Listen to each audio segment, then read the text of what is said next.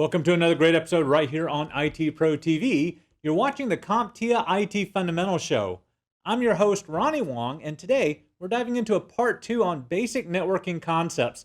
We've already taken a look at the establishment of, well, just kind of the real basics, right? The idea of computers being able to communicate with each other on a local area network, but also started to reach out. But there was a lot more to go, and Don left us with a nice little kind of hanger for us to be able to tie into. So Don, here it is in part 2. Don Pezet joining us here. Where are we picking up? All right. Well, we're gonna go a little Shakespearean here, right? You know what's in a name? Well, it turns out there's actually a lot in a name because names are a great way for us to hide complexity. And at the end of the last episode, I was showing how when I browsed to the internet, when I fired up a web browser and I went to CNN.com, I had to pass through a whole series of routers to get to that website. But fortunately, as an end user, I didn't have to even be aware of that, right?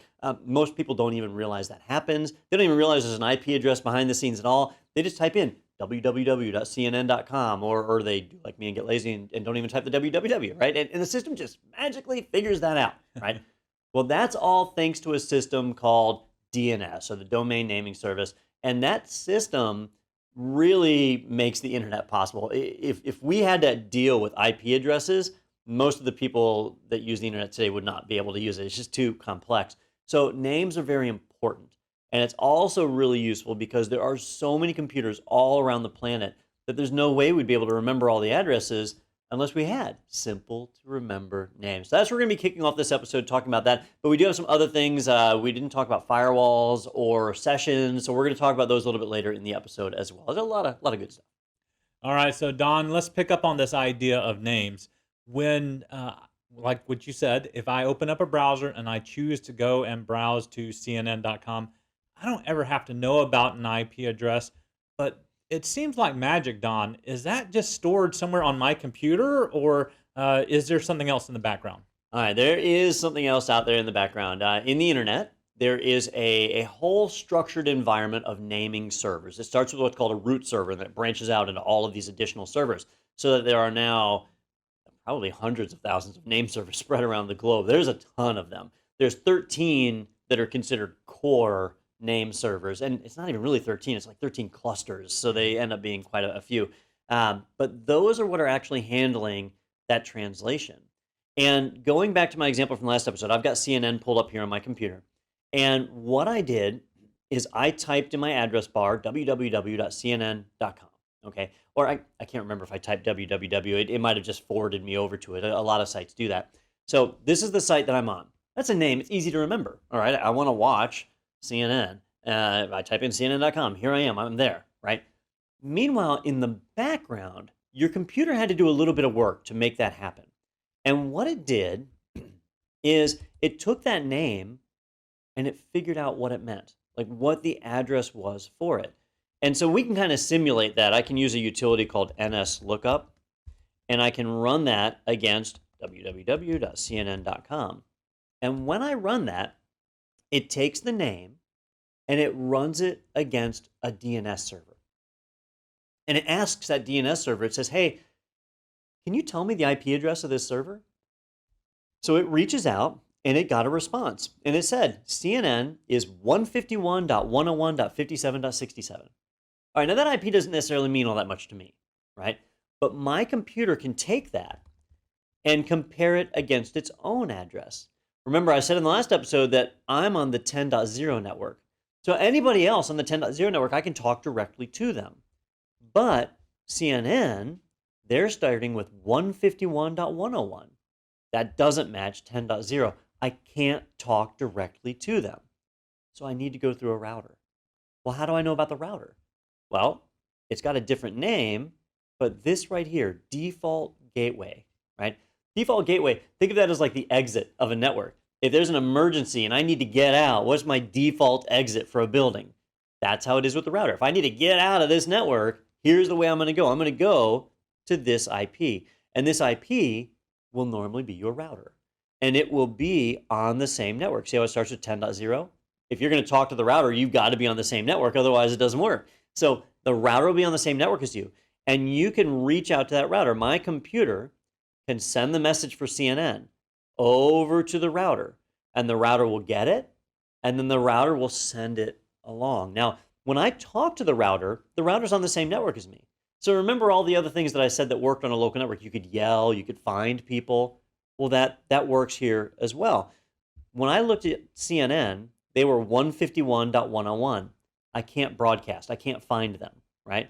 But when I look at my router, it's 10.0.0.1. I can find it. And when I brought up that big list of all the computers that I've seen on my network, right? When I come in here and look, I can find there's the router and there's its media access control, its layer 2 address. So I can talk to it locally. But if I look in that list, CNN is not in that list. There's no 151 dot whatever because I can't find them. I can't talk to them directly. I count on the router to do it. So that's an important piece. If we want to get out to the internet or get out to other networks, we need that router. And to even know to go to the router, we need to know the IP of who we're talking to. And to know the IP, we use the name lookup. So this all goes hand in hand. We do a DNS lookup to get an IP. The IP lets us know if they're on our network or not. If they're on our network, we can shout direct. If they're not on our network, we go through the router. That's the basic process that's happening every time you access a network resource. Your system goes through these checks thousands of times a day. It's just all in the background. It's all hidden. And that allows you to communicate, and off you go. All right, Don. So thank you for helping us to understand that part. But I do see on your diagram there that we also have that one component that you said we needed to talk about, which is the idea of a firewall. So Don, what are we actually taking a look at when we talk about that term? You know, firewalls are an interesting device. And in the diagram here, I kind of drew it in between the router and the modem. The router is technically the end of your local area network, right? That's your LAN, your local stuff. The only time you go through the router is when you're trying to talk to somebody remote. Well, the problem with being plugged into a remote network is you don't know who all's out there, right? You don't know even 1% of the people on the internet because it's the entire population of the globe. And there's a lot of nice people out there. I've met them. There's a lot of bad people out there too. So we can't just trust the internet. We can trust our LAN. I know who's in my house, or at least I should, right? And so we might be able to trust our LAN, but you definitely can't trust the WAN, the wide area network. You can't trust the internet. And so there are devices called firewalls that we can put in between our local network and the internet. And they can actually go on either side of the router, but it's generally better to go on the outside of the router so that you're protecting the router as well, right?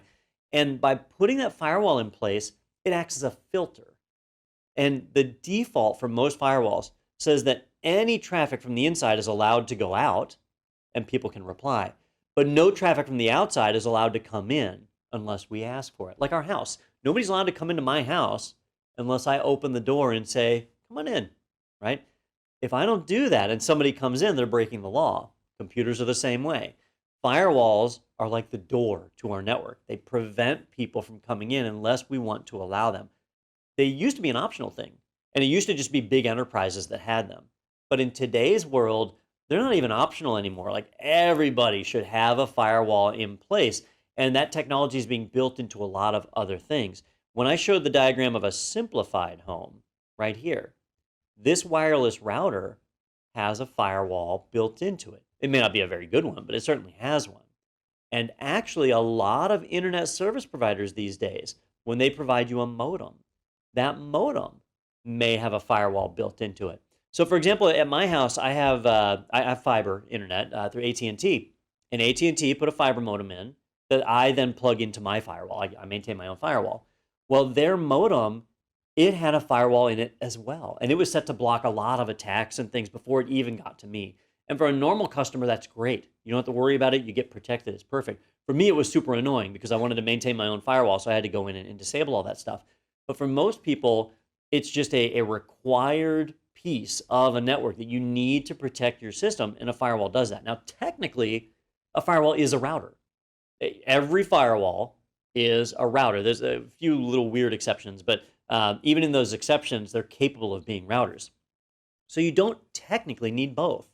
You could have a firewall and just not have a router at all, right? That's how our ITProTV building is here, that we have firewalls in place that are our routers as well, that we don't actually need a router to move that. But You can choose to have them both separate like this. If you're placing your firewall on the outside, it's really handy to break them apart like this. So it depends on your network how they'll look, but it's basically a filter. It's controlling that access and protecting your network, keeping the bad guys out, letting the good guys come in, and making sure that you are able to control that network. All right, Don. So now that we understand some of the different components that are in place and the networking technologies that we're talking about, the name resolution, all that seems to be working for us. You said that we also need to talk about the idea of a session. Now, Don, that now becomes a little bit more mysterious in talking about. So what does that mean when we start talking about a session? All right. So everything I've been talking about so far has really just been like finding another computer to talk to. If they're local, we can yell and find them. If they're remote, we go through a router. But once you find somebody, so like once I found CNN, I found their website. Well, their website is run on a server. And I reached out and I talked to that server. And what happened? Well, somehow, magically, they knew to send me a copy of their webpage, and I displayed it on my screen, and all of a sudden I had this, right?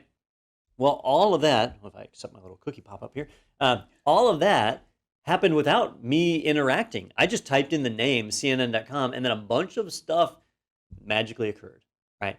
Well, what actually occurred is I established a session with CNN. I contacted them and I said, hey, I'd like to talk to you. And then we agreed to talk. A few things went back and forth, and then they knew to send me a copy of the webpage, and I knew to show it in the web browser. There's actually a whole involved process that occurs in the background that is, much like everything else in this show, completely invisible to the end user, right? So let's not think about this in terms of a computer. Let's think about it in terms of people, right? So imagine I'm walking down the hallway, and I see Ronnie, and I want to talk to him, okay? Now, if I just say nothing and I keep walking, does he know I wanted to talk to him? No. No. There's a protocol, a sequence of events that need to occur so he knows I want to talk to him. I need to at least look at him. That might not even be enough, but in many societies, if you meet eyes, somebody will at least say, hey, good morning, or how are you doing, or whatever, right? But it's not required, it's kind of an optional thing. But if I go up to Ronnie and say, Ronnie, I need to talk to you for a second, right? Well, that is initiating a session. He knows beyond a doubt I need to talk to him, and now we can start to have a communication. That's what I did with CNN. I reached out to them, and I said, hey, I need to talk to you. And they said, well, congratulations. We like talking to people. If there was a firewall, the firewall could have stepped in and said, no, we're not talking to you, right? Firewalls do that. They dictate whether or not, it's kind of like the president's bodyguards, the Secret Service, right? If you're allowed to talk to the president, you get to go and talk to him. But otherwise, the Secret Service stops you and says, you're not going anywhere near him, right? That's the way firewalls function. But assuming I'm allowed to talk to it, then there's the whole how to talk to it. If I'm talking to Ronnie, that's very different than if I'm talking to the Queen of England.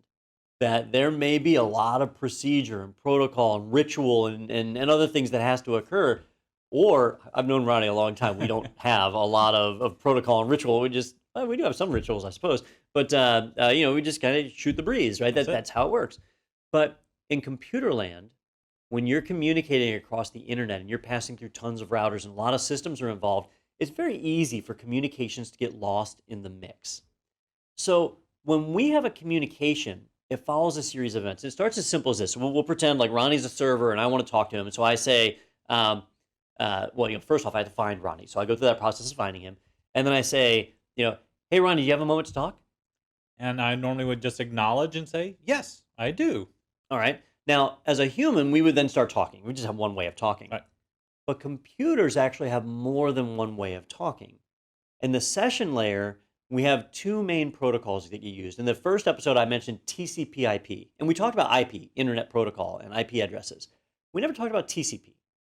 TCP is what's called the Transmission Control Protocol. It's a way to transmit data reliably. When I need to know that every single bit of data gets from point A to point B, I use TCP.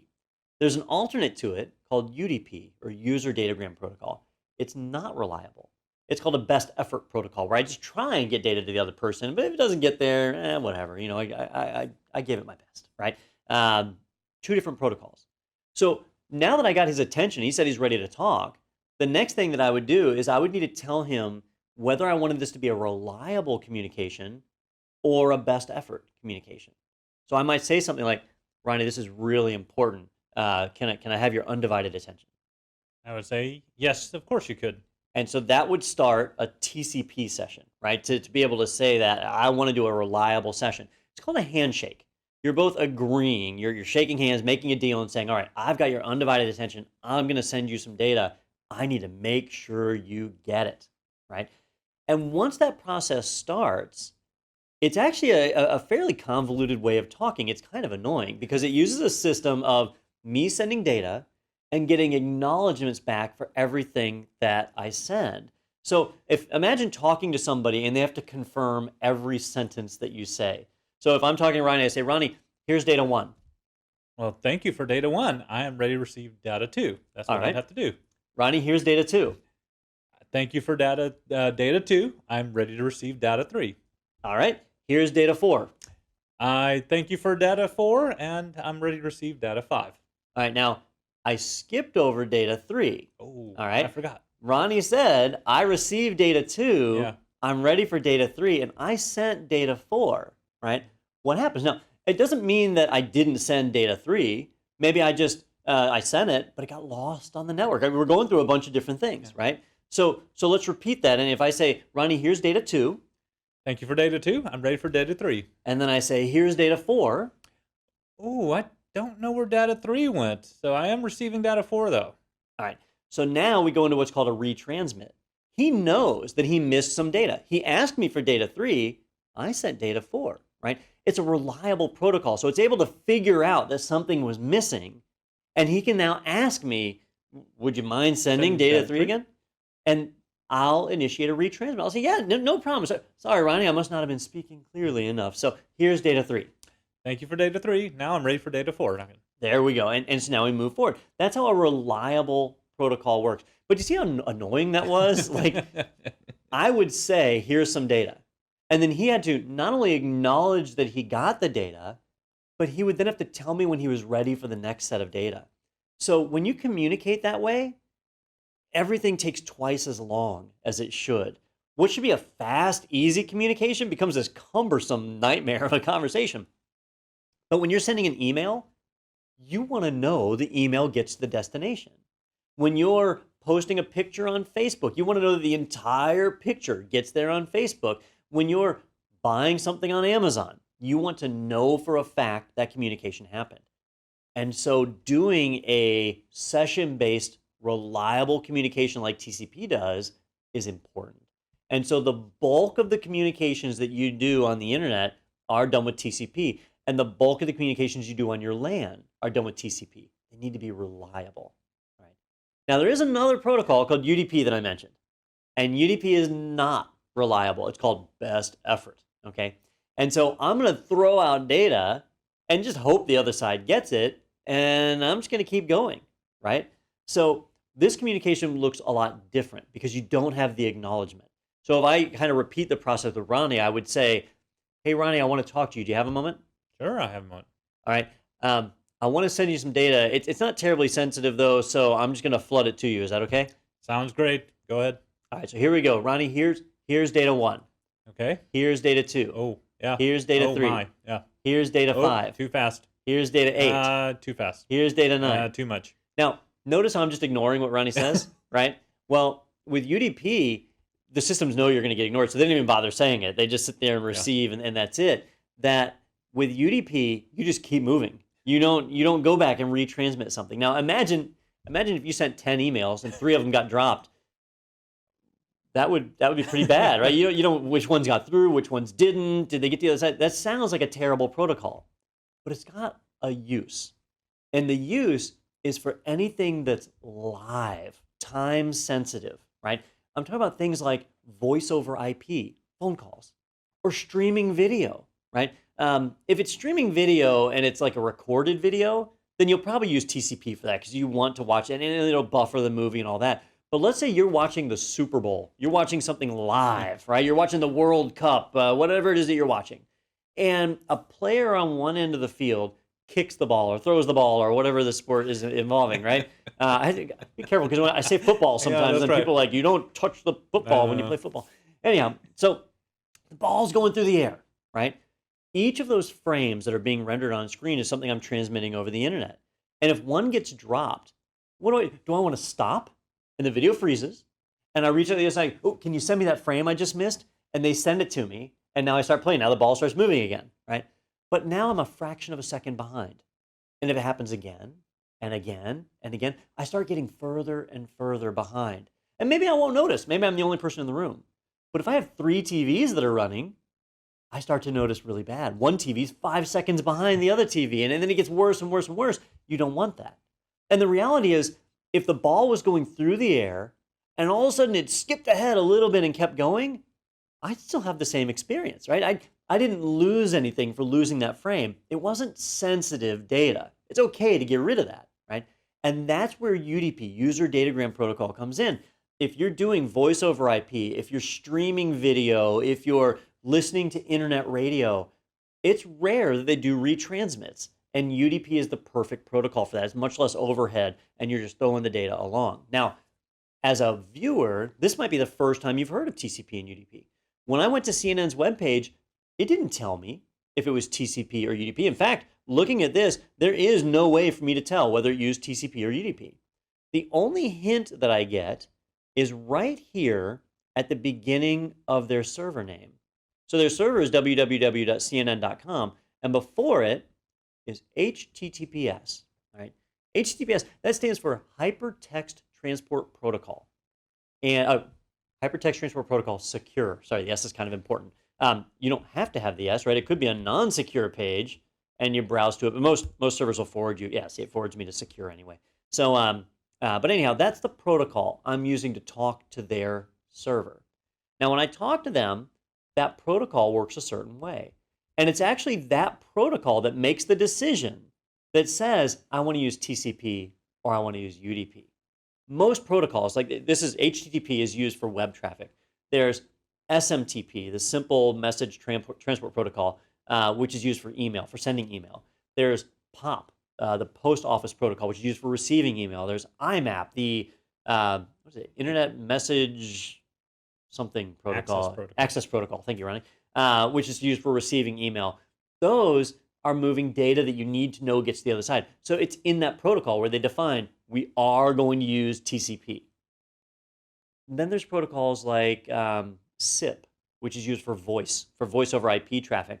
And with SIP, it's actually coded to use UDP. It says we're going to use UDP, some crazy port in the 50,000 range, and it reaches out and it communicates and it knows to use that. So the protocol is what's ultimately deciding whether or not you're using TCP or UDP. And for the end user, it's all hidden away, right? And so the point of this whole diatribe here is that I want you all to be aware of all the stuff that's going on in the background. And you kind of make a choice when you work in IT. You can be fine with the fact that all this stuff is invisible behind the scenes and not worry about it, and then focus on other areas. Maybe you want to be a developer. Maybe you want to do a system administration or whatever. But if you get involved with network engineering, all these invisible protocols, you become very, very well versed with, because you're responsible for helping to make sure they get from point A to point B, crossing the network, communicating, and getting everything put in place.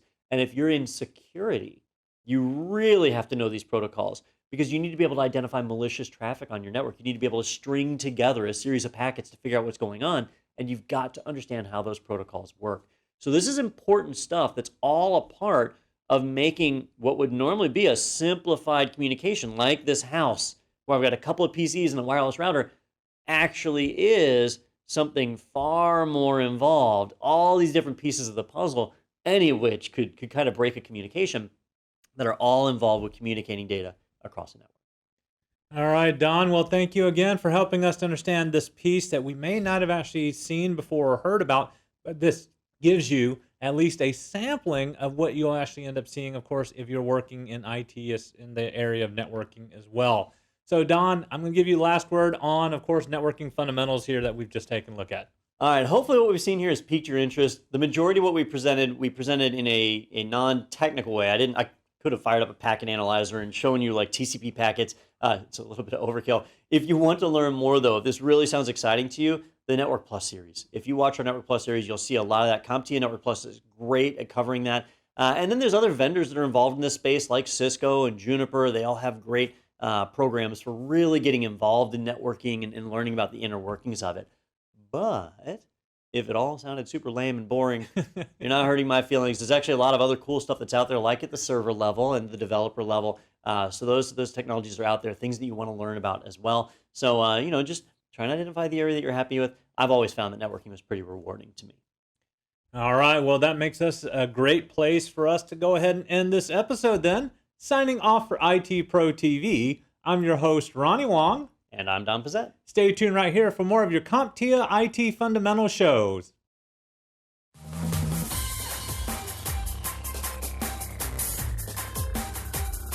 Thank you for watching IT Pro TV.